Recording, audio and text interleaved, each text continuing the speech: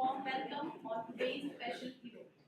I, Dr. Sarita, Director of Center for Alternative Dispute Resolution and Professional Skills, feel honored to introduce today's distinguished guest speaker, Ms. Deborah Lockhart, CEO, Australian Dispute Center, who is an expert in the field of alternative dispute resolution.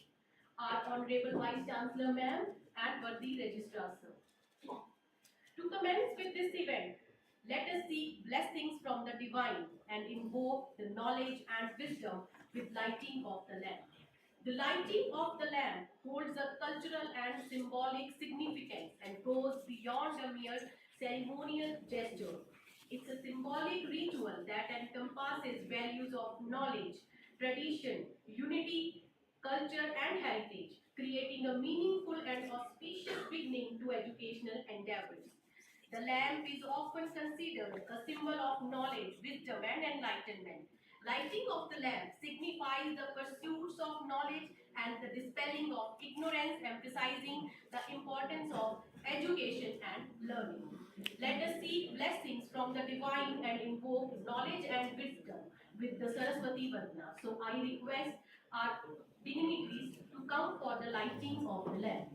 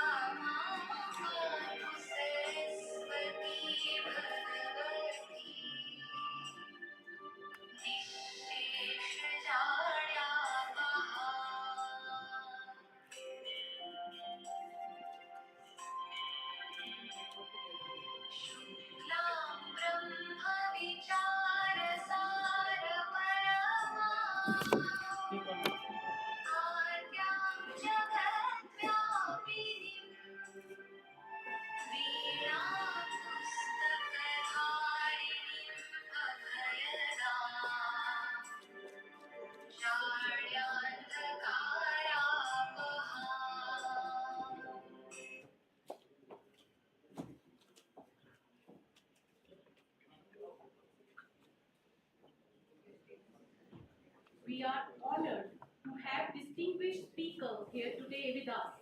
It's a privilege to gather under this roof, and your presence makes it even more special. I take this moment to express our gratitude and respect. With this, I request Honorable Vice Chancellor Ma'am to felicitate our guest speaker, Ms. Deborah Lockhart.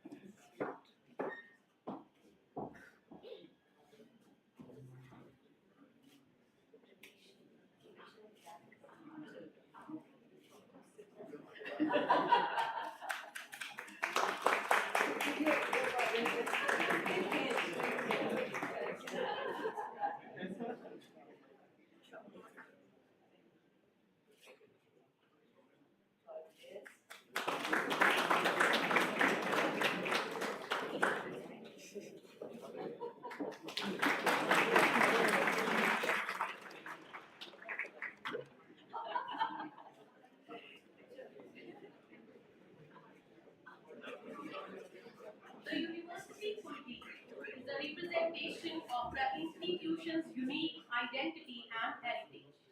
The lyrics of Kulgit are often designed to inspire and motivate.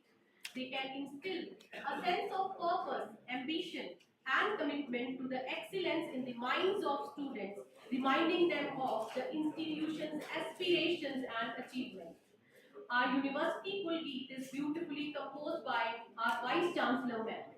In the spirit of celebrating our institution, let us raise our voices and joyously sing the Kul Geet of Himachal Pradesh National Law University. I request everyone to rise for university.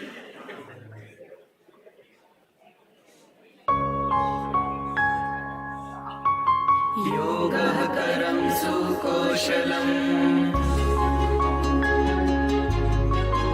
योगः करं सुकौशलम्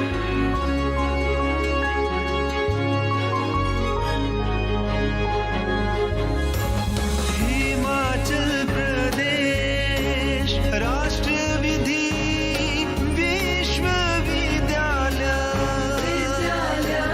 विश्व गुरु बनना है क्यों न गुरूर करें हिमालय से ऊंचा मस्तक जिसका दूरदर्शिता आसमान की परतें चिरे हवाएं झूम झूम नाम ले जिसका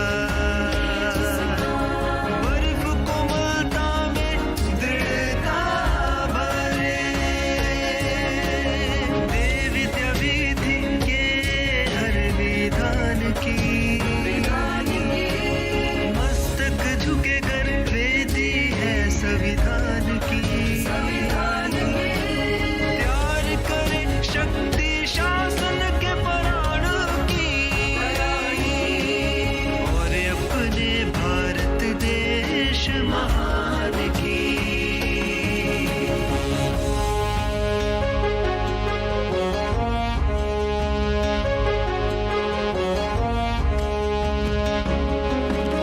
तथ्य से अवगत करा तत्व अंगीकृत कराए तर्क को अंगीभूत करा वितर्क की पूर्ण आहुति डलवाए कहता है हर युवा यहाँ लेखनी और वाणी वीर बने कानूनी मदद का दरिया बहा वाद विवाद प्रतिद्वंदी बने इनके आंचल से चुरा सफेदी चलाओ न्यायालय संस्कारों से मिटाए अन्याय श्वेत श्याम वर्दी ख्याति बढ़े देवभूमि की जिससे न्याय की देवी का रूप सजा जहां स्थापित करे सिंहासन सुनहरा कुंदन बन संवरे विद्यार्थी यहाँ सारे जग में एक हो नारा हिमाचल प्रदेश राष्ट्र विधि विश्वविद्यालय विश्व गुरु बनना है क्यों न गुरूर करें Thank you. Alternative dispute resolution plays a crucial role in the legal landscape due to its multifaceted significance. One of the primary advantages of ADR is its efficiency. Processes like mediation and arbitration often lead to quicker resolutions, saving valuable time and resources. Moreover, ADR is renowned for its cost effectiveness, offering a more economical alternative to traditional litigation. The preservation of relationship is another key aspect, particularly in situations where ongoing interactions between parties are essential. So ADR methods, known for their flexibility, allows party to customize the resolution processes, fostering creative and tailored solutions. To achieve this end, Honorable Vice Chancellor Ma'am has established Center for Alternative Dispute Resolution and Professional Skills, which is a transformative initiative that holds immense potential for both students and academic community. This center serves as a hub for fostering a a culture of effective conflict resolution, legal proficiency, and professional skill development. It reflects the institution's commitment to produce graduates who are not only academically proficient but also well equipped to excel in their chosen areas.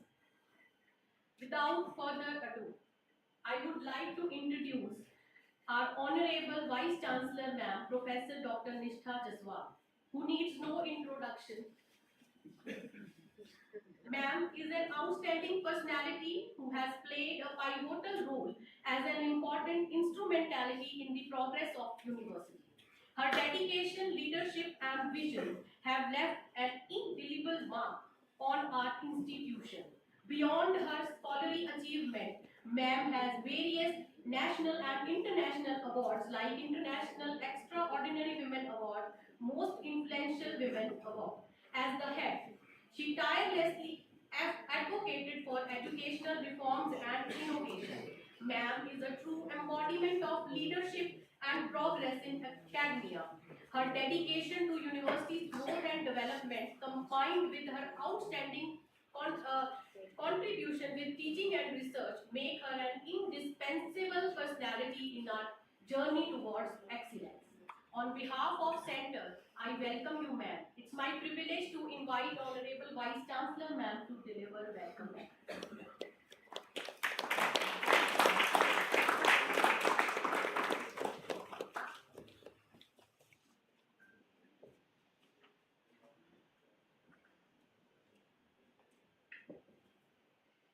Ms. Deborah Lockhart, CEO, Australian Arbitration Centre, Professor Jaswal, Registrar, HPNLU Shimla, Dr. Sarita, Director of Centre for ADR, my two beautiful guests, just like my daughters, faculty members, and dear students. Whenever we organize any program, is another feather in the cap of HPNLU Shimla. Shimla is known for beautiful sunrise, but you know how important today's sunrise is, because we have another global sun risen in our university in the form of Miss Lockhart.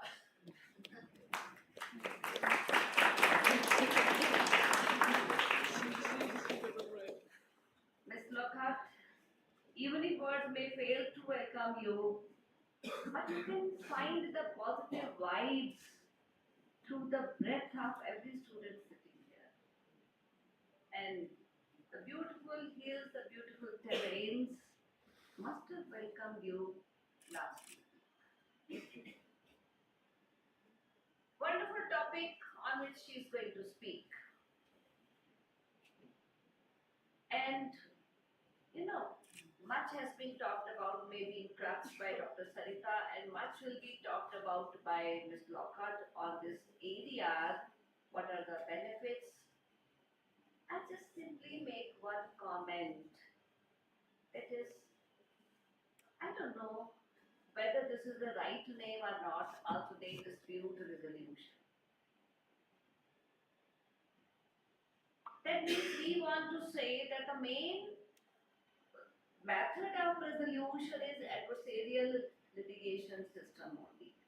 And perhaps the reason behind it is the satisfaction of the victims, the sufferers, the parties, and many a time, even after this, using this alternate dispute resolution method, we again land into the same kind of litigation.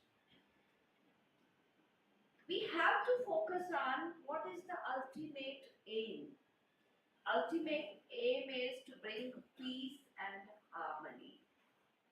Ms. Lockhart, today we are talking globally about this ADR, but I must tell you that in India, this is as old as the inception of our country. And I always refer to the Vedic literature harmony. What is required? I can recite the shloka. Sehna vavatu sehnau bhalaktu saviryam karvavahi. Tejasvi navdita mattu ma vidishvavahi. Om Shanti Shanti Shanti Om. Which means, may we all be protected together, may we all be nourished together, may we work together with great energy, may our intellect be sharpened, let there be no animosity among us, there should be only peace. In Vedas only we talk about Vasudhaiva Kutumbakam. I always talk about it. Reason being that at least we have the uniform opinion on ADR globally. And Ms. Lokha, because the university anthem was in Hindi language, the main crux part of this university anthem is Vishwa Guru Banna Hai Kyun Na Gurur Kare. No, I don't say simply for HPNLU, for every educational institutions of the world, I'll say Vishwa Guru means that you have to become a world global teacher. Everybody has to become a global teacher if we have to teach, especially this ADR. And I don't quote where this is defined, where this is not defined. I just quote some beautiful thoughts about arbitration, mediation, and conciliation. John Maclay very rightly said arbitration is the right choice for resolving disputes and maintaining goodwill and relationships. Now, in fact, this will be elaborated by Hug. And when we come to mediation, William O'Neill rightly said the beauty of mediation lies in its ability to uncover common interests and transform conflicts into opportunities for growth. And coming to conciliation, again back to our father of nation Mahatma Gandhi. The goal of conciliation is not to eliminate differences, but to find common ground and build understanding. And again coming to the Vedic literature, when we talk about this alternate dispute resolution system, basically we are fed up with the procedural rigidities and technicalities, and we are in search of fairness, justice. Because it is not necessary when in any court of law there will be application of law, ultimately justice will be done. Ultimately, we may end up with application of law as per the facts, as per the arguments raised by the lawyers. So again, I am going to quote from Yajur Veda. This is Ten Bhujita Ma Vridha Kasya Vidhanam, which means by renunciation, enjoy the wealth. Do not covet anyone's wealth. Now, once we have learned that we don't have to intrude into anybody's life, anybody's property, I think there's no need of any kind of resolution. Ultimately, see, we are trying to find out some alternative. For me, the only alternative is self-restraint. Not to do something which leads to your destruction by lending into a court of law, or ultimately, even if there are so many benefits of ADR, still, don't you think it is stressful? Don't you think it is time consuming? Ultimately, it consumes your time. The time which you could have used for constructive purposes. And in Guru Nanak Dev beautifully said, Nanak Naam Charti Kala Tere Pane Sarvata Pala. Which means, O Nanak, through the divine forces rises the spirit of positivity and optimism. By your will, may there be welfare and prosperity for everyone. And Guru Nanak used to say, Ikki kai duji mani, Nanak kehe ohi jani. That means, listen to one another and then decide who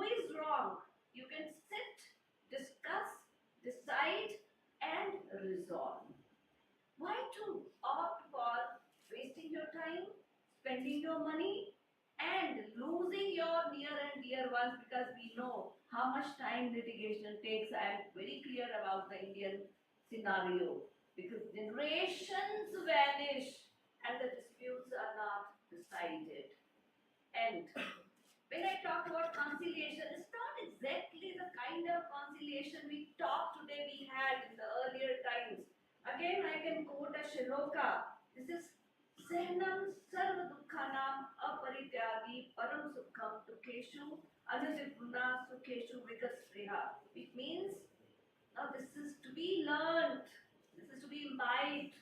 Endurance of all forms of suffering, unselfishness, supreme happiness, a mind undisturbed in sorrow, devoid of longing for joy. And finally, by now, all of you know, and Miss Lockhart and my beautiful daughters must have come to know that I'm a poet by heart. So, now this is the poem. Generally I write in Hindi, but sometimes I write in English also on special occasions when I know my friends, they don't understand Hindi. In the depth of minds, conflicting thoughts create a load.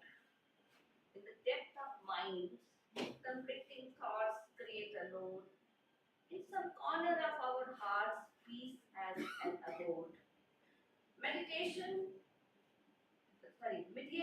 makes a bridge when hearts need to mend. Words resolve, applied balm, and conflicts end. No trials, no verdicts, but dialogue's grace, resolving disputes, finding a common place. With empathy's touch and words that heal, respectful talks, emotions reveal.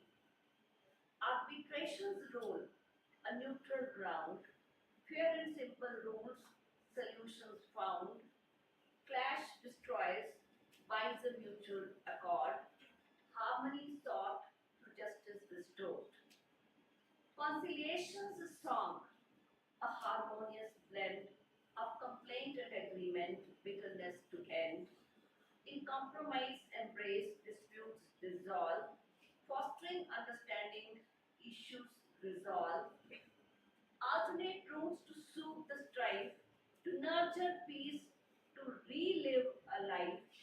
Areas a beacon, a guiding light. Let the sun of harmony rise, dispelling the night. And as usually, finally I pray to God, oh God, oh God, ADR is your incarnation for amelioration. Oh God, ADR is your incarnation for amelioration. Humans fail, need your constant orientation, need refilling of hearts with compassion and empathy, need refilling of hearts with compassion and empathy, possibility of harmony when receiving your sympathy, possibility of harmony when receiving your sympathy. God bless all of us. Sarve Bhavantu.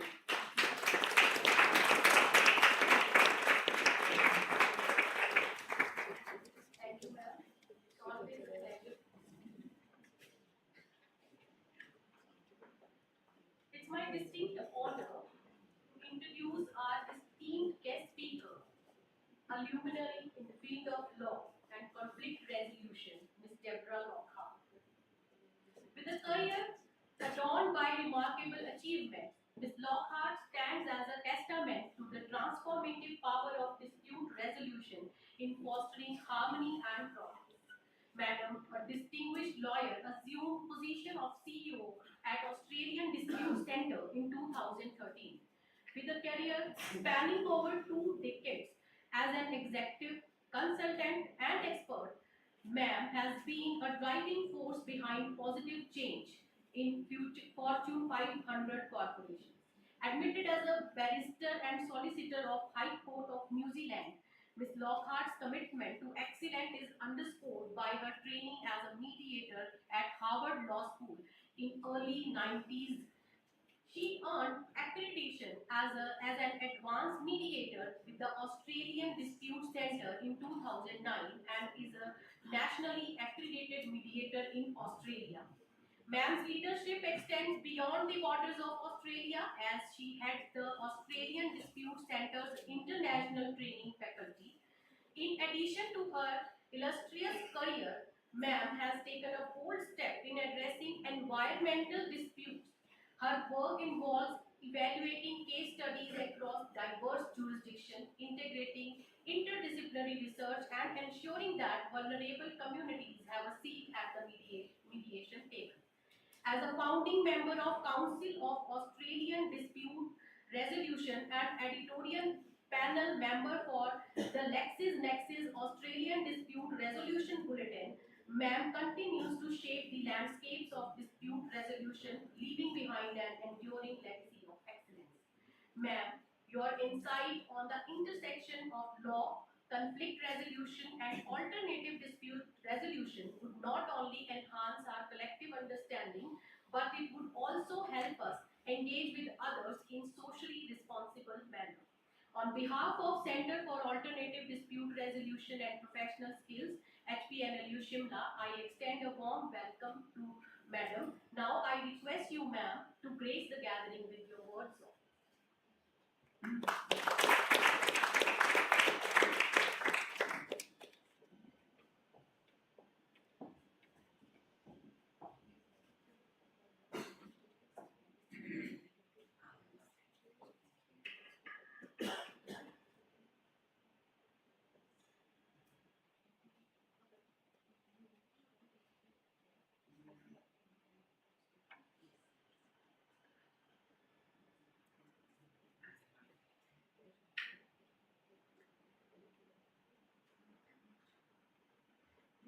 Thank you, and what a wonderful warm welcome, and I'm very appreciative.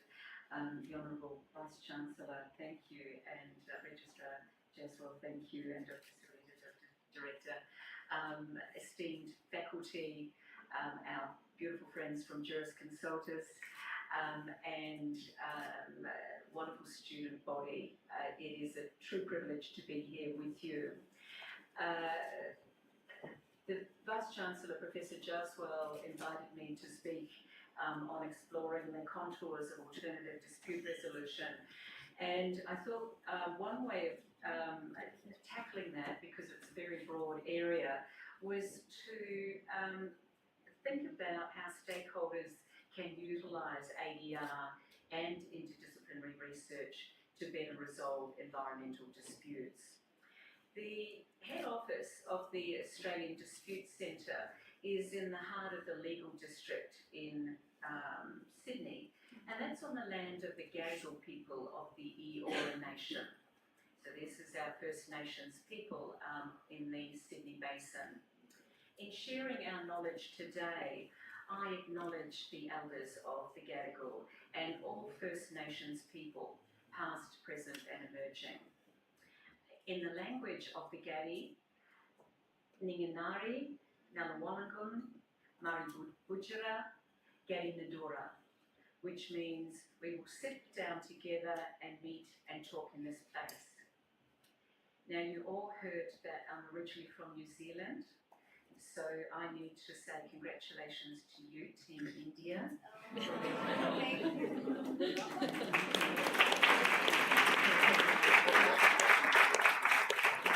And in Maori, may I extend an acknowledgement, tēnā koutou, tēnā koutou, tēnā koutou katoa, which means I acknowledge you, I acknowledge you, I acknowledge all of you. Now, we've also noted that I represent and live in Australia these days, so after last night, good luck, folks.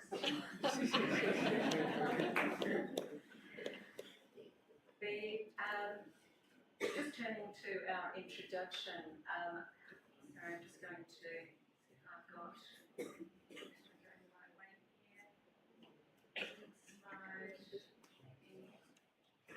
just going to just a slide to that says the topics that we're going to be speaking on. I'm going to be speaking on today.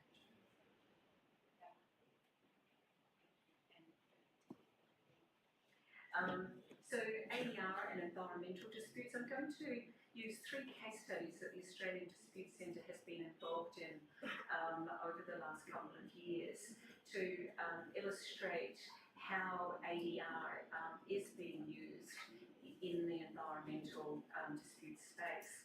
Then I'll just speak very briefly on the other work of the Australian Dispute Centre and talk about opportunities for us all to connect. So the first case study I want to, actually we'll just go back on that one. No, that's fine, I got it, yeah. So mediation has grown significantly in Australia and India, not merely in the footsteps of ADR's increasing international popularity, but as a front runner in a global push for timely and cost-efficient dispute resolution. Confining discussion of mediation to its benefits in family or commercial settings would be to omit one of its most important roles that ADR is likely to play throughout the next century, its potential for effectively resolving environmental disputes. In the past year alone, humanity has experienced the devastating impacts of that changing climate, the wildfires in Maui, to life-threatening heat waves and floods in Australia and India, and you've experienced those very locally, and drastically decreasing biodiversity in the Antarctic and beyond. By their very nature, environmental disputes can have a wide-ranging effect on the interests of individuals, communities, corporations, and nations, adding layers of complexity to dispute resolution. An ongoing challenge to stakeholders, including mediators and lawyers who advocate for clients, is that mediation must have the capacity to address the sheer breadth of issues likely to arise, comprising diverse, unrelated or interrelated topics, ranging from science, sociology, economics to history, culture, property rights, legal and regulatory constraints, and sometimes occurring across multiple jurisdictions. One person's environmental dispute may be another person's industrial dispute, health issue, commercial dispute, sacred site or land rights dispute, or a dispute impacting on a nation's sovereignty. Despite the challenging, dynamic and multifaceted nature of environmental conflicts, mediation has been effectively used in a diverse range of contexts.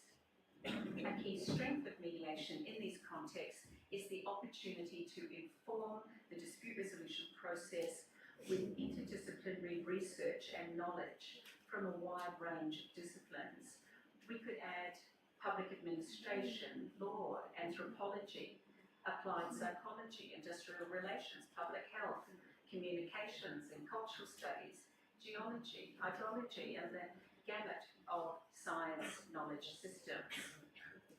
Informed by a breadth of knowledge, practitioners in the environmental dispute space can retain a rigorous and robust practice, as well as facilitating the space for creative approaches and options that account for a complex context that a litigation process may be too rigid to address effectively, if at all.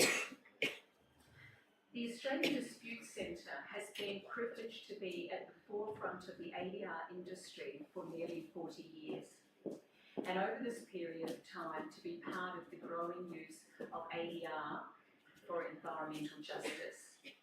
This paper presents 3 case studies that ADC has been involved in reviewing or evaluating in different jurisdictions: Western Australia, New Zealand and Cambodia.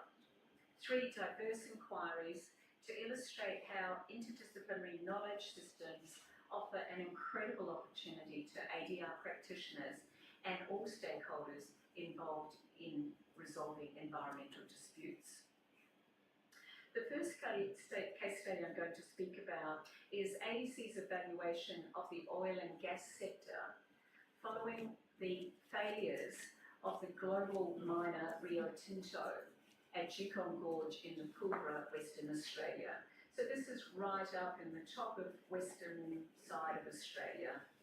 Rio Tinto's mine expansion destroyed several Aboriginal sacred sites along a rock shelf that included carvings, drawings and other aspects of the natural environment that were of great cultural and archaeological significance. And it's important to note here, we won't go into this in great detail, but the destruction of those sacred sites was intentional. It was not an accident. The media furore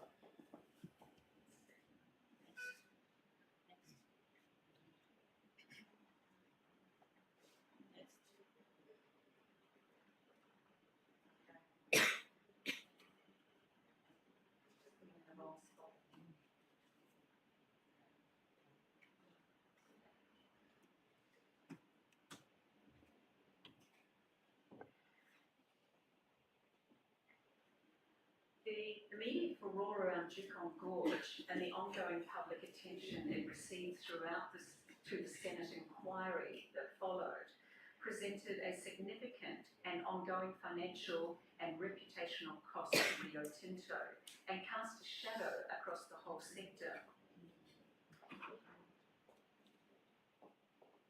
These are some words from the Honourable Warren Edge, who was chairing the Senate inquiry. Rio Tinto has paid a significant price in reputation for its failure in Yukon Gorge. Other resource companies need to take note.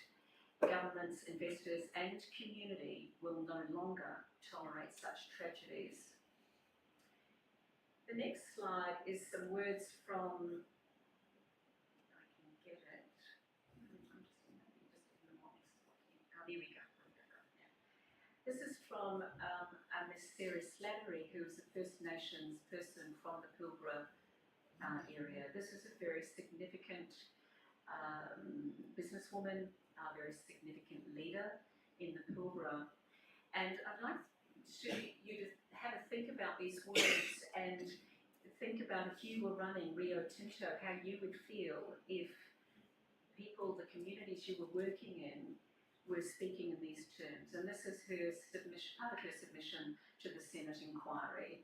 The loss we feel is compounded by a lack of power we have, by the fake responsibility that the white man system expects us to shoulder, by the fundamental conflict that affects each and every traditional owner in the Pilbara, who is forced to rely on what mining brings to the Pilbara, and each day is a little bit more diminished by what it does in the region.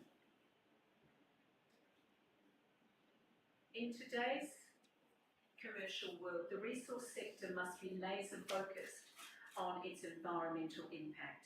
The rise of environmental, social and government what we call ESG principles, environment, social and governance ESG principles. And increased activism by institutional investors magnifies the commercial risks. A key tenet of the social of ESG is the primacy of community relations and engagement. In 2021, resource sector CEOs identified social license to operate as their #1 business risk. An earlier analysis from McKinsey highlights the financial risk to the resource sector. McKinsey and many of you as law students may go on to consulting careers with McKinsey across the globe. McKinsey valued ESG investment as worth $30 trillion in 2019. That was up 68% from 2014. McKinsey attributes this upward trajectory to heightened social government and consumer awareness of corporate social responsibility, and argues a strong correlation between ESG and business performance. In late 2020, 64 institutional investors in Australia, so these are people responsible for trillions of dollars of investment that happens in Australia, increased their pressure on the resource sector, co-authoring a letter demanding that the mining industry review its Indigenous engagement processes and agreements with Indigenous landowners. Yukon Gorge threw this existential threat into sharp relief, yet ESG principles, corporate social responsibility and the need for social licence are not new concepts. So if the risks are clear and the upside of more effectively engaging with Indigenous communities is well documented, ADC asks why the resource sector, despite its efforts and investment, has regularly failed to realise the financial and reputational gains from getting this right.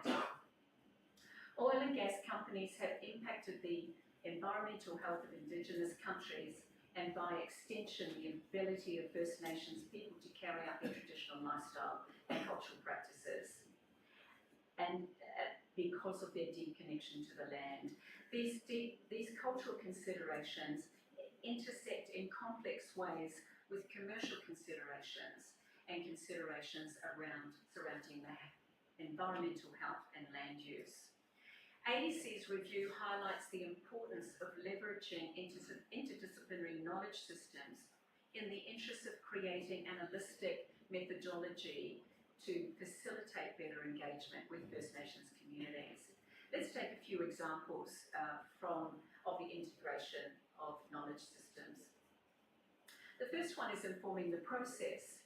We've heard this morning already that alternative dispute resolution is a flexible process. And the value of engaging in a dispute resolution process that draws on classic mediation principles involving communication theory and principles of negotiation, while also incorporating elements of ancient Indigenous dispute resolution processes. Delivering more effective community relations and development CRD teams.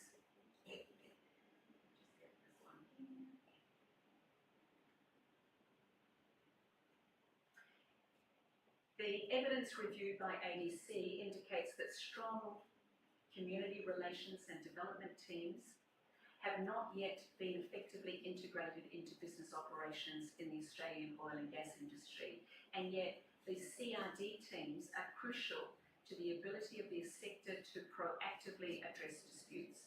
They too draw on a wide range of interdisciplinary knowledge and help facilitate the straight talking and deep listening needed on issues that can have significant cultural, commercial and environmental impact.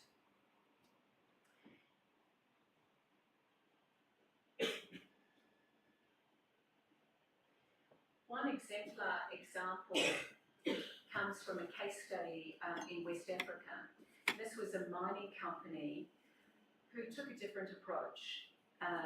You would suggest that they took an ADR approach to how they ran their business, giving visibility to both the CRD team's function and the relevance of community concerns to the broader business, highlighting the social licence gains from a corporate structure that facilitates deep listening and straight talking between corporate teams. The result was a successful and agile business enabled to listen for and respond to any issues that would impact their bottom line. I note that this mine was also led by a woman.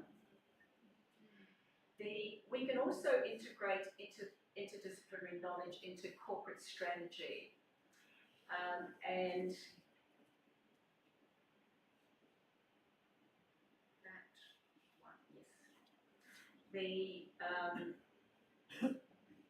ADC's evaluation of the sector as well as their reconciliation action plans reveals the crucial importance of incorporating interdisciplinary knowledge into broader commercial operations.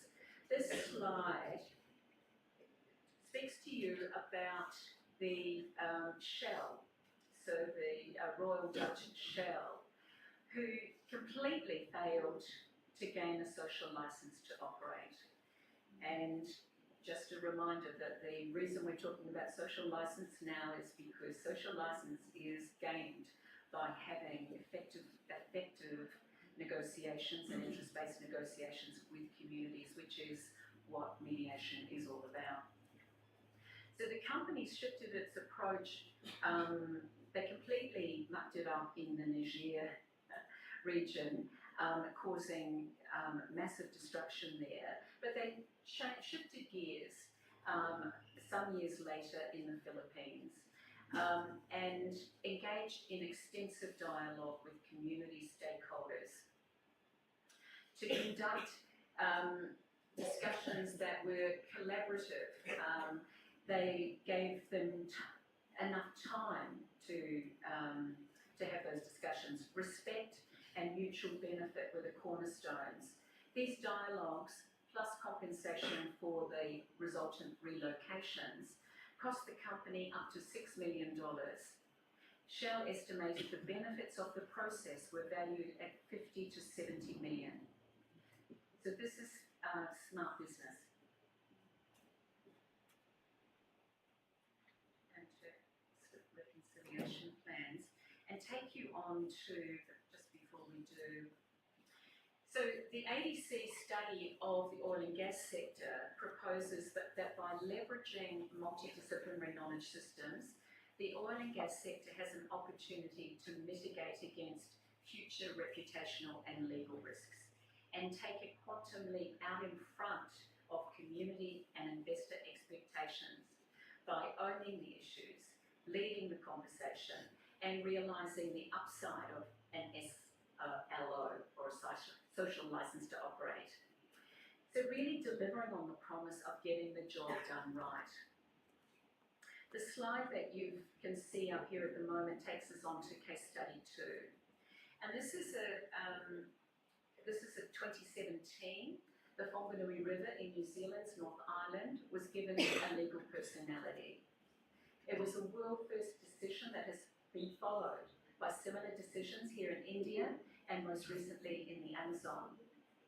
For over 140 years, representatives of the local Maori groups were fighting for legal recognition of the Whanganui River, which within their customary law and culture is not just a geographical feature of the natural environment, but a tupuna, or ancestor, which is imbued with mori, or life force, and it's sacred. Despite this, the river was historically subjected to significant environmental degradation, particularly through commercial development, farming, forestry, chemical runoff, risking both the ecological health of the river and the rights and interests of the Maori people local to the area. In announcing the legal move, Chris Finlayson, then Attorney General of New Zealand, stated that the river will have its own legal identity with all of the corresponding rights, duties and liabilities of a legal person. These resolutions were solidified through the Te Awa Tupua Whanganui Rivers Claims Settlement Act of 2017. The local Maori interests were crystallised throughout the ADR process and were reflected even in the name of the legislative mechanism itself, with Te Awa Tupua being a Maori phrase that refers to the indivisible and living nature of the Whanganui River, including both its physical and metaphysical elements, as well as its interrelationship with human life. The unique approach of creating and granting legal personality to a river as a natural object in an environment may come as a surprise to some, particularly when viewed exclusively through the lens of mainstream legal system. This legislative intervention is not of itself an ADR mechanism, but the work leading up to the passing of the legislation is certainly an example of the application of ADR principles to a complex commercial dispute, as well as to the use of different knowledge systems to achieve equitable and effective outcomes through the dispute resolution process. Speaking at the Australian Dispute Centre, former New Zealand Attorney General, the Honourable Chris Finlayson, explained the dispute resolution process between the New Zealand Government and the Maori groups local to the Whanganui River area. Finlayson noted that ADR offers a more expeditious and effective means of resolving many disputes. The historical grievances of the Maori peoples included dubious private and government land purchases, land confiscations and reduced access to Maori cultural lands and their natural environments, destroying the Maori group's ability to engage in commercial trade. In relation to the Whanganui River, Finlayson highlighted how the Crown had, for example, allowed steamers to ply the river, resulting in the destruction of fishing pa, which is pa is the word for villages in Maori, and allowed the extraction and sale of river gravel without properly engaging with or involving the iwi. And the iwi is the name for nation group. However, the iwi stood their ground and fought for their rights. In the third reading of the Te Awa Tupua Whanganui River Claim Settlement Bill in parliamentary debates, Finlayson stated, the Whanganui negotiators have been unrelenting in their pursuit of the settlement. They reminded the Crown that of its obligations and held it accountable for its actions, and the result is a truly unique settlement. The framework for the river would not have been possible without the support of all iwi nations with interest in the Whanganui River catchment. The granting of legal personality creates new avenues and considerations for dispute resolution, with matters now able to be brought in the name and interest of the river. Professor N. Macduff, a New Zealand academic, commented on the significant development in the law, highlighting that the granting of legal personhood to natural objects, such as rivers, brings challenges to the mediation process, especially around preparation and whose interests are relevant. However, concrete legislative steps have been taken in New Zealand to answer those concerns. Macduff notes the introduction of a clear guardianship model, both reflecting the partnership model of governance involving Crown and Maori and moving beyond what might be regarded as merely stewardship now. The ADR process surrounding the creation of the Te Awa Tupua Act 2017 demonstrates the importance of utilising a deep understanding of the cultural context and the long-held ecological knowledge of the local Maori groups. It enabled the possibility of finding creative outcomes that effectively address the complex environmental dispute in question that was not conventional within the mainstream legal system, but it addressed the grievances of the impacted iwi with specificity, centering on interests that were most important to them. The Whanganui River case study highlights the opportunities for mediation as a tool for informing legislation and other forms of policy making. Even if legislative interventions are not themselves ADR mechanisms, getting there can be. The ability of stakeholders most deeply impacted by certain kinds of policy to directly voice their interests, including in complex interdisciplinary knowledge and cultural knowledge, may not be obvious to policymakers. That may not be obvious to policymakers, allows more effective resolutions to be found, and enables equitable participation in the legislative process for groups historically marginalised within the mainstream legal system. So that's our second case study, and the third one I like to speak with you about is a case study from Cambodia. And this one, it was called CLAIM, which is Cambodian land claims mediation and mediations. So in ADC's evaluation of these there were five Cambodian land disputes. They were independent mediations that we reviewed in 2022. And they highlight the ways a mediator and other stakeholders in the process can use interdisciplinary knowledge to enhance the efficacy of the mediation process. So just a little bit of background on claim. From the outset, that these mediations were of a challenging and deeply complex multi-party dispute, with the primary parties involved including the Cambodian arm of a global agribusiness, a rubber plantation called Sokphin KCD, or called Sokphin, and 5 Bunong communities from Busra commune in the Mondulkiri province in Cambodia. So that's right out on the Vietnamese border. All of these villages are considered highly vulnerable. Over 5 years, the claim process managed 5 separate mediations, beginning their preparatory work in late 2016 and concluding with the final settlement signed in September 2021.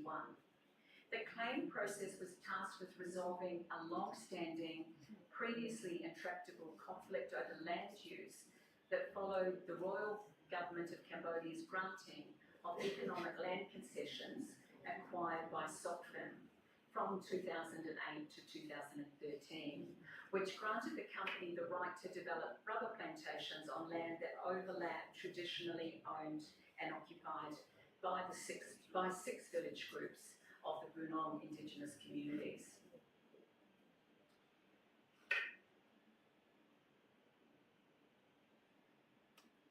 The 6 impacted villages, 5 of whom elected to become part of claim, had deep connections to the disputed land and the features of the natural environment, which was reflected in the popular Bunong saying, "Land is life, forest is market."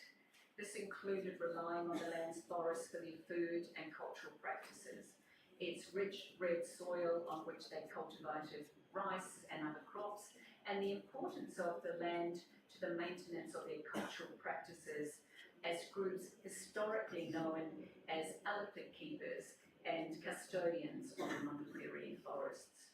The communities also viewed Sokphin's control over their traditional lands as a violation of their group's customary laws, which considered the land a community forest which could not be sold. Despite repeated efforts to resolve the conflict, it was entrenched for more than a decade, so about 10 to 12 years before the mediation process, highlighting the difficulty and complexity of the dispute, which claim ultimately successfully addressed. This is one of the local elders.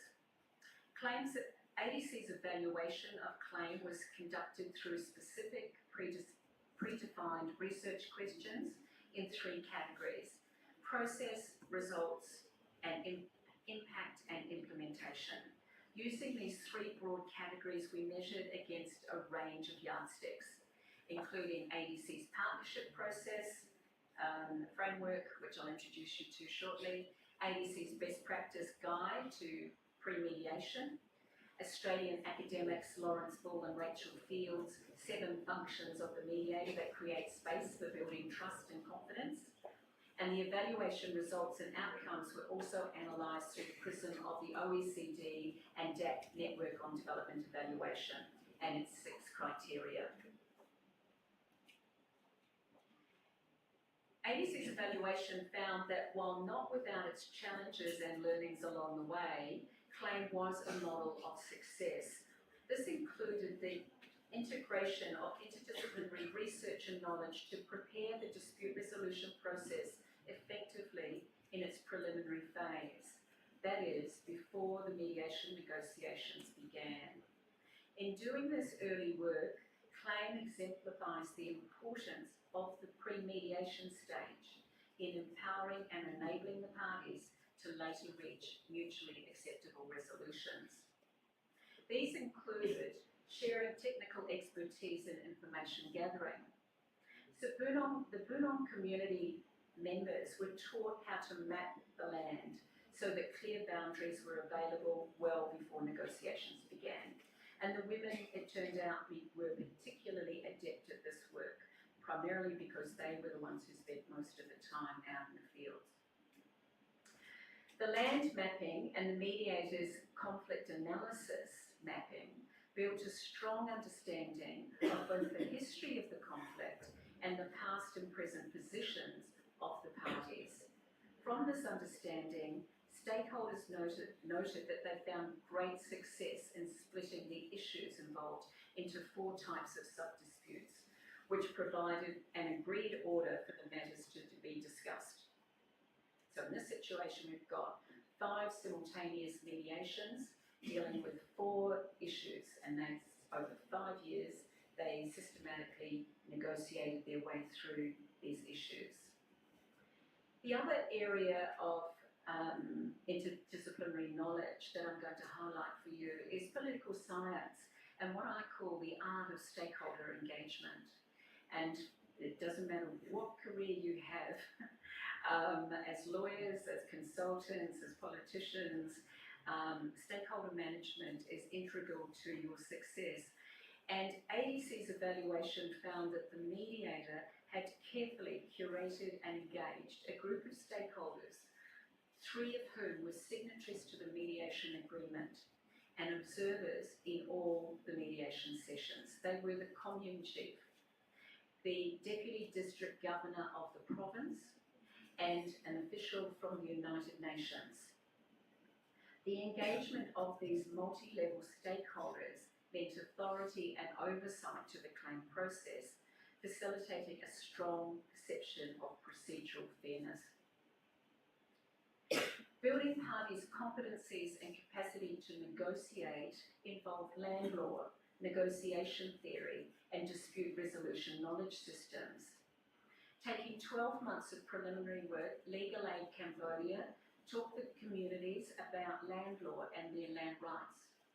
The United Nations taught the communities about negotiation skills, how to identify issues, develop options, and problem solve, all of the skills that you were learning in your mediation training here at university. The mediator provided training in the mediation process and helped each village ensure that their representatives had clear authority to settle.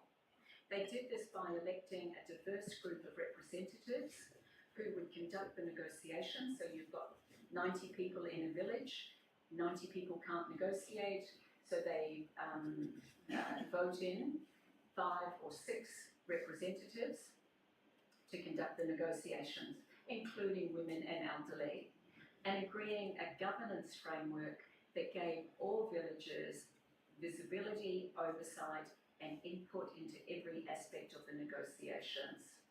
So the representatives would negotiate an outcome, they would go back to the village and say, this is what we've agreed, and the villagers would go, oh, why did you do that? And the negotiators would say, well, that was the best we could do. We could try again, but we may not be able to improve it. So the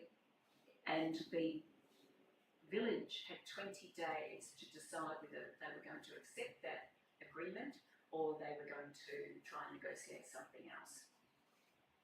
In their focus groups, and the village representatives expressed consistent feedback that the training that was provided to them helped them meet their negotiation requirements. We knew our land rights, we knew how to approach the company in a peaceful manner. All of this was helpful to us.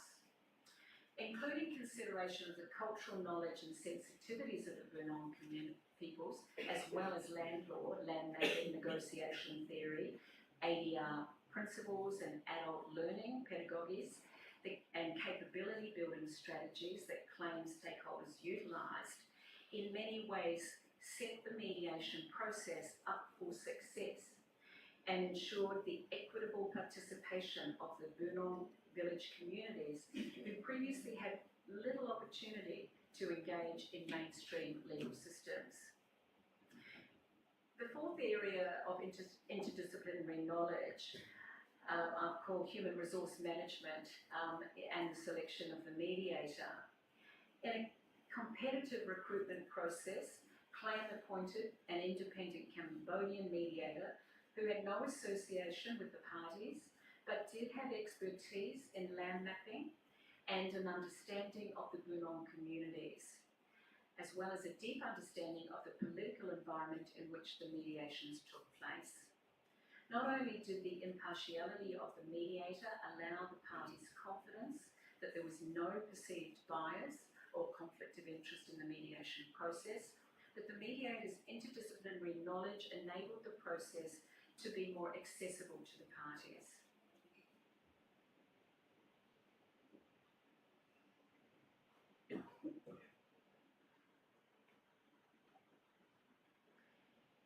Through ADC's evaluation, we observed the claim process's use of interdisciplinary knowledge and research, enabling it to be a successful exemplar of environmental dispute resolution. Despite the challenges of 5 simultaneous mediations, complex and overlapping land claims between stakeholders, the COVID-19 pandemic, and tri-language negotiations, qualitative feedback from both SOCFIN and the 5 Bunong village groups indicated a high level of satisfaction with the outcomes of the mediation process and a strong perception of the fairness within the agreed solutions. In focus groups, the stakeholders acknowledged that the process met their commercial interests and materially improved the quality of life in Musram. This included senior officials from the provincial, district and commune authorities who were all grateful to see the long-standing conflict resolved through claim. The previous photo was one of the focus groups that we held out in the villages, and while we were there, we were able to observe the rubber saplings that were part of the settlement agreement with the SOCFIN, the rubber plantation company, being delivered into the village. So a very successful use of ADR. So now I'd like to just speak to you briefly about the ADC partnership process. Informing, and I mentioned to you that informing ADC's evaluation of claim and our review of the resource sector, we used the ADC partnership process. This is a framework we designed in 2021 to assist parties in understanding the key elements of multi-party dispute resolution and how these elements interrelate. A particularly important aspect of complex environmental disputes, which by their very nature have many interconnected issues and stakeholders. Its key components are distilled under the domains of authority, decision-making and collaboration. And all of you who have studied mediation, you will see very clearly the elements of mediation in this framework. The claim evaluation, in the claim evaluation, we saw the elements of authority and visibility deftly managed and agreed in that pre-mediation phase. The ADC partnership process also prioritises enduring and respectful relationships. We know that trust is built in many small moments, not in one grand gesture. Showing consistent respect is a crucial component in developing mutually beneficial outcomes, particularly important to environmental disputes, where land, air and waterways must be shared by many stakeholders long into the future. The partnership process advocates for the establishment of safe spaces where parties can brainstorm without fear of criticism to enable the benefits of interest-based negotiation, straight talking and deep listening. And their red lines must be clear. So red lines is when you're going no further in that negotiation. This is as far as I'm going. Red lines save the parties time and thus and value, and it shows a value for the time of others by clearly establishing boundaries. ADC is excited to introduce the ADC partnership process as a contribution to the exponential and ongoing growth of ADR worldwide, including the emerging importance of mediation in resolving environmental disputes.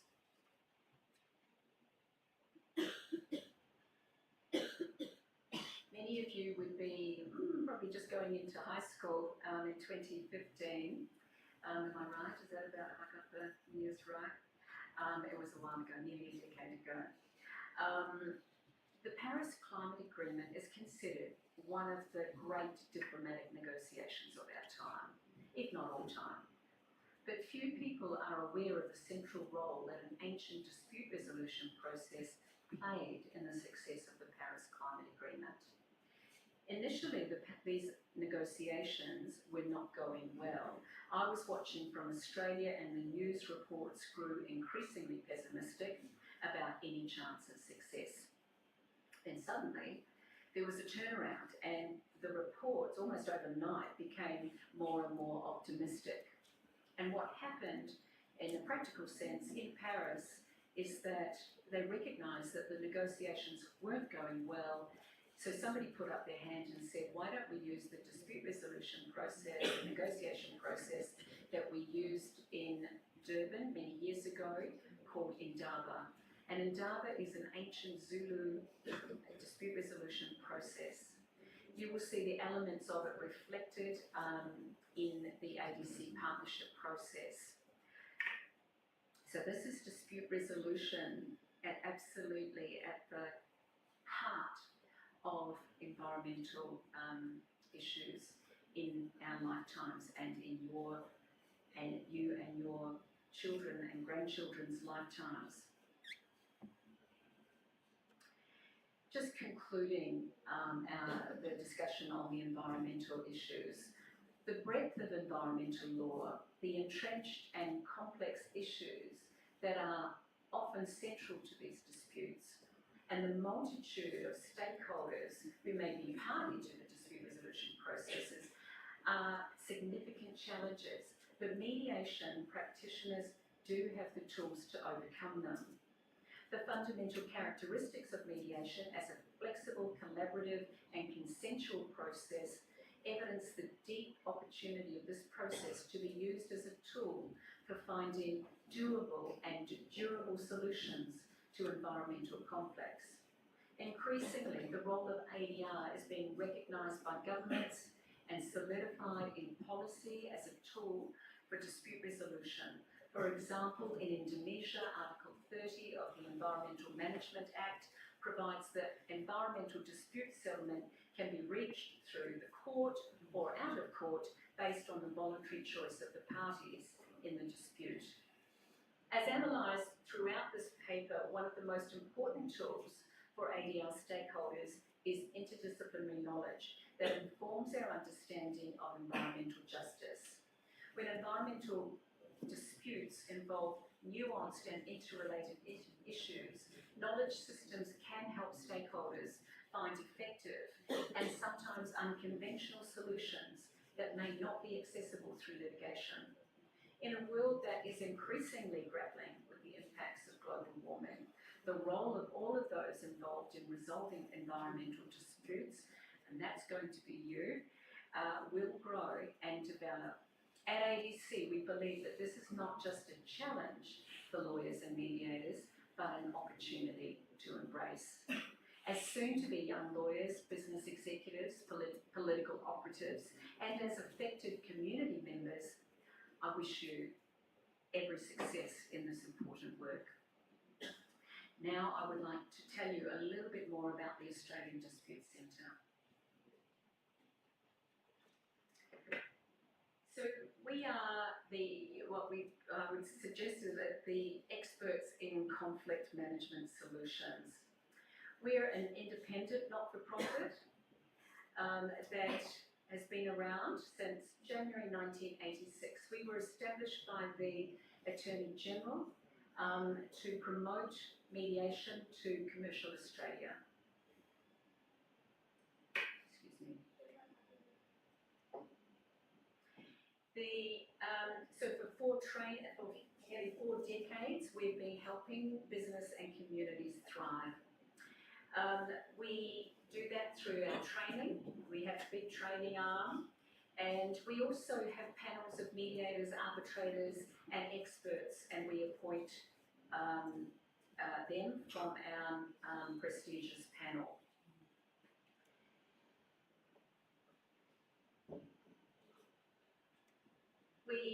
We offer what I would call conflict capability training, so not just mediation, but all of those skills like complaints handling, facilitating difficult discussions, negotiations, so all of those conflict capability skills that if we all had them, we would be a much more peaceful community, and we possibly wouldn't need to get to mediation and litigation.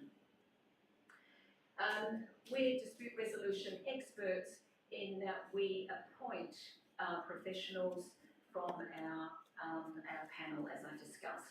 We have model dispute resolution clauses and guidelines that are shared resources and freely available on the ADC website.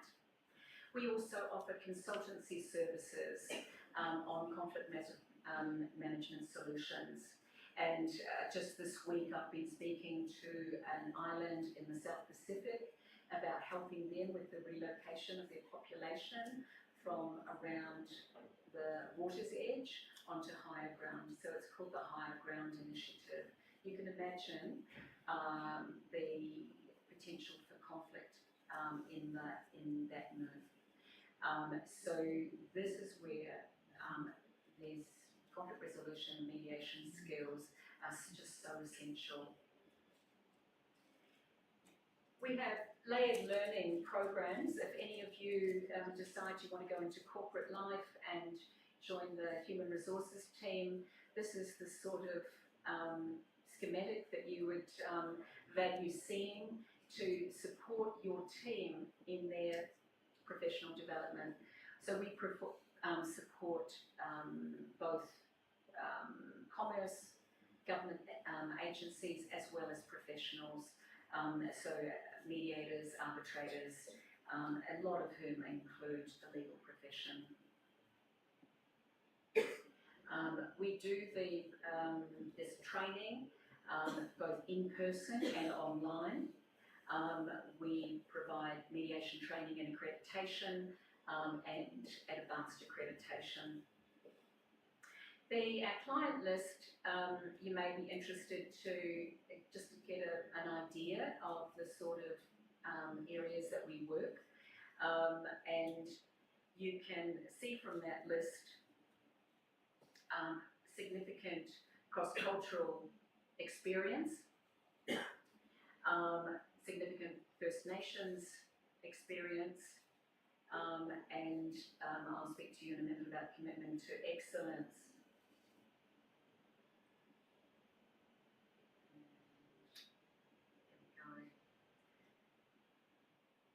So we provide mediation, this is our 10th anniversary for providing mediation training scholarships to our First Nations people. We also have a First Nations panel of mediators.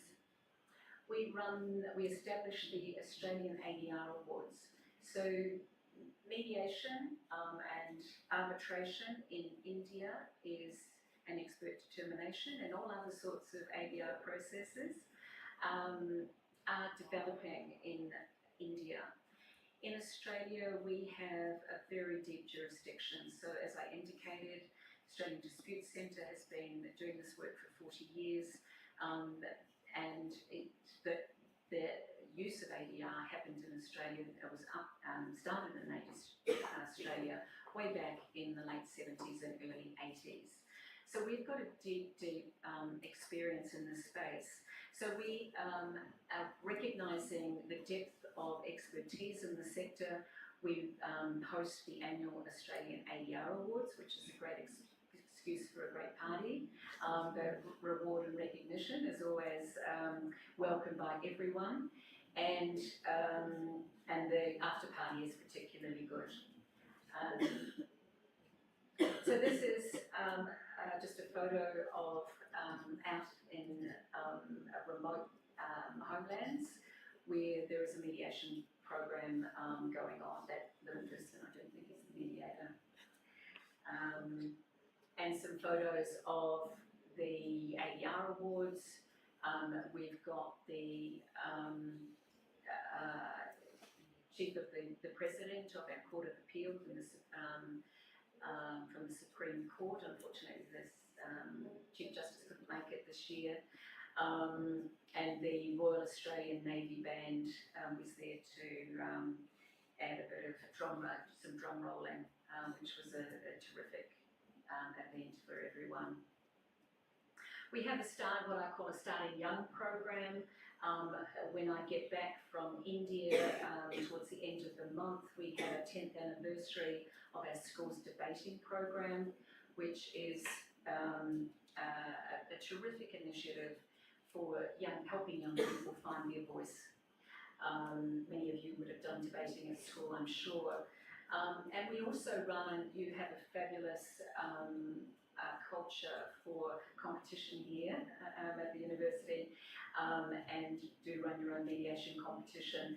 The Australian Dispute Centre runs that competition in collaboration with the International Chamber of Commerce, and it's all about empowering tomorrow's business leaders to meet the dispute resolution needs of an increasingly complex world.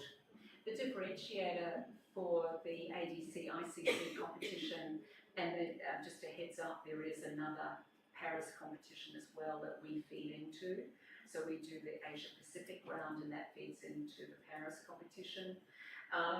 The differentiator is that we have students who are negotiating complex cross-border commercial matters, and they are mediated by a professional mediator.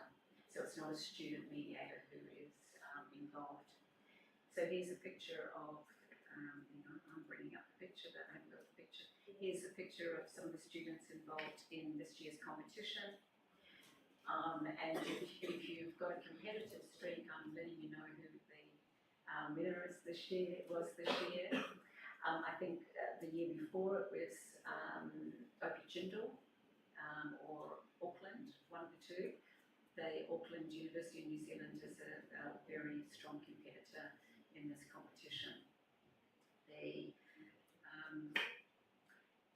So that's, folks, that is a wrap from me. So thank you very much for your attention. I know it's hot in here, and it's been a long wait for you, but I appreciate your attention, and wish you well in your future careers as young lawyers and as mediators, as well as arbitrators later on down the track. Yeah. Thank you. And I'll just give you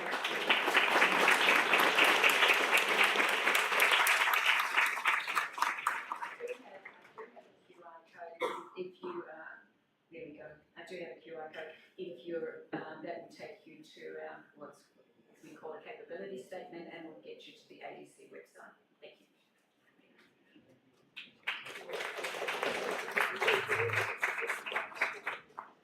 Thank you, ma'am. You have beautifully rolled down the canvas of ADR from traditional disputes to the recent environmental matters. And thank you for guiding our students for such a lovely opportunities they could have in their future. Thank you once again for your words of wisdom. In order to foster the engagement and facility for a dynamic round over here, so I would invite questions from the audience. Okay, fine. Vinayak, please come forward. Hold this mic.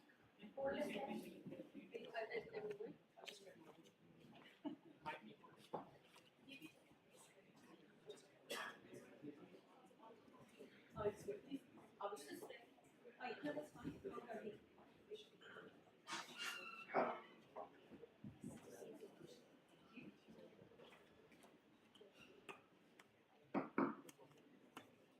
Nana question relates to in commercial arbitration how there's often a lack of conflict of laws rules, and your opinion on that? You might be getting so just elaborate what's been troubling you on this issue. Well, if you have a look at the ICC rules of arbitration and something like the universal model law, then those have in some cases a conflict. If parties have chosen the ICC rules for their arbitration proceedings, and then they also have the universal model law as something that has been regarded by a country, which is often the case, then those conflict of laws rules not being present often come as a big surprise for both the parties present. One of the cases herein would be something from Thailand, I think, from 2017. Just in general, I want to know what a lack of conflict of laws rules can do and how we should work around that. Right, okay. Now, in this instance, I'm sorry, I'm going to have to defer this question because that is not in my area of expertise. I don't arbitrate. So I mediate, I'm a mediator, but I don't arbitrate. We, the Australian Disputes Centre, our focus is on domestic arbitration. So I can certainly help you with domestic arbitration in Australia. But as, I mean, just in a high level, and this you probably alert to this as a general proposition, the question is all around choosing your seat wisely. And as lawyers giving advice in that space, being very clear about ultimately the answer to the question that you just put, and it is a great question. And it is essential that you, in essence, understand the answer to that in any given situation. But it will depend on where your client is, where their other contracting party is, as to what that dispute resolution clause is going to look like, to be able to frame up that contract appropriately right from the start. What we do see, and what I can tell you from just a general practical perspective on whether it's mediation or arbitration, that a poorly drafted dispute resolution clause just adds a whole other layer of difficulty to the for the contracting parties when a dispute does arise. So I'm sorry I can't go into detail on that conflict of laws issue, but I commend you for having that at the forefront of your mind because it is central. Yeah. Just to follow up, can I have like some resources that I can look at to answer the question then? You can certainly go onto the Australian Dispute Centre website. We've got a whole raft of freely available resources. There are a lot of articles. You can also go to, I'm not sure how many resources they've got, but I think it's increasing the Australian Centre for International Commercial Arbitration. So they are our sister organisation. That's why my job is not to get in their lane. But they have, that is their area of expertise. So you're likely to find something there. So the acronym is ACICA, Australian Centre for International Commercial Arbitration. Thank you. I think that's another question.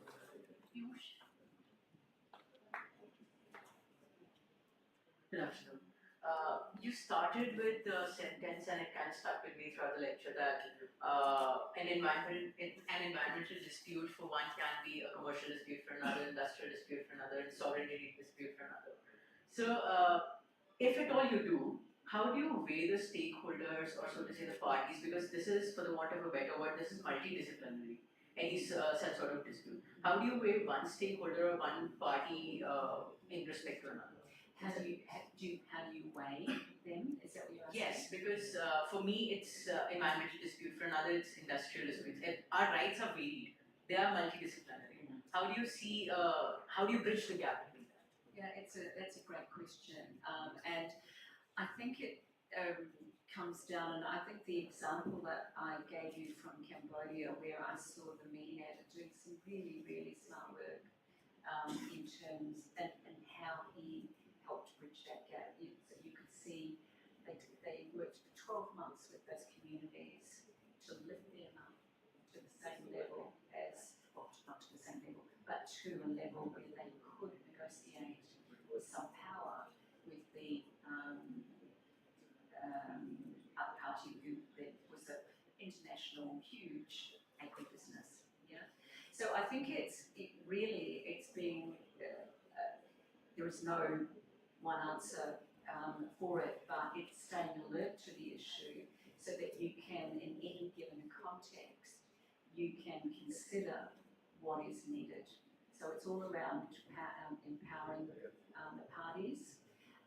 There is no value judgment on whether, my health issues are better than my commercial issues. It's hard to put value judgments on that, and you don't get very far trying to mediate in that way. But there are other ways that you can tackle those problems, and staying alert to it is absolutely the starting point. Thank you so much. Thank you, ma'am. Any other query? I hope that everything is clear now. So it's now time for us to express our gratitude and extend our sincere thanks to everyone who made this event a success. I request Professor Dr. S.S. Jaswal, worthy Registrar of HPNLU Shimla, to propose a vote of thanks. Thank you, Dr. Sarita. Professor Mr. Jaswal, Honorable Vice Chancellor of our university, not present here on the dais. Vice Chancellor is always busy, he has to do a lot of work. Ms. Deborah Lockhart, CEO of State District Center. Our special designate Afin and Vachita Sharma present with us. Dr. Sarita, Director, Center for CADR and Professional Skill Education. Faculty members, dear students. Today, the Center for Alternative Dispute Resolution and Professional Skill have organized a guest lecture on exploring contours on alternative dispute resolution. The guest lecture was delivered by Ms. Deborah Lockhart. Ma'am, believe me, we are honored and blessed to have you with us this morning. On behalf of the industry, we are highly obliged and grateful to you for spending your valuable time. And we are looking forward for more association with you. Thank you for this request. Thank you.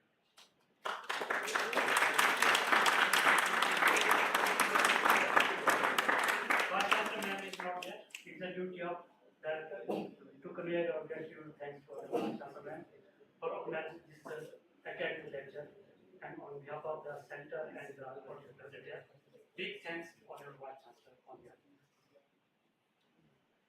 We are thankful to Mr. Gurneet Chaudhary, Managing Partner at Juris Consult, and Ms. Afin and Ms. Vachita Sharma for their support and cooperation for organizing this lecture. Thank you. Thank you, Dr. Sarita, and the entire team of your center for organizing this wonderful lecture, especially the students who were attending your center. Big thanks to them also. Finally, I thank one and all present here for your patience here. I'm sure that the students who are here, it is a great opportunity for you people. You can help with career also, ADR, and there are a lot of opportunities. Thank you, one and all, for your attention. Thank you.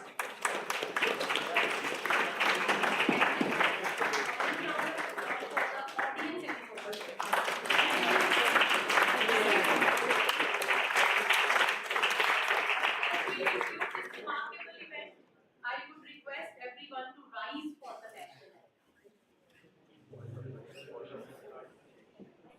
जनगण मन अधिनायक जय हे भारत भाग्य विधाता पंजाब सिंध गुजरात मराठा द्राविड उत्कल बंगा विंध्य हिमाचल यमुना गंगा उच्चल जलधि तरंगा तव शुभ नामे जागे तव शुभ आशीष मांगे गाहे गाहे तव जय गाथा। जन गण मंगलदायक जय हे भारत भाग्य विधाता। जय हे जय हे जय हे जय जय जय जय हे।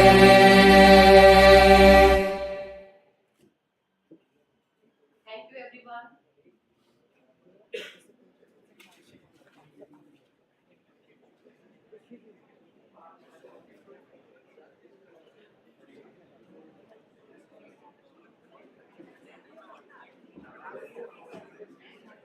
Very good.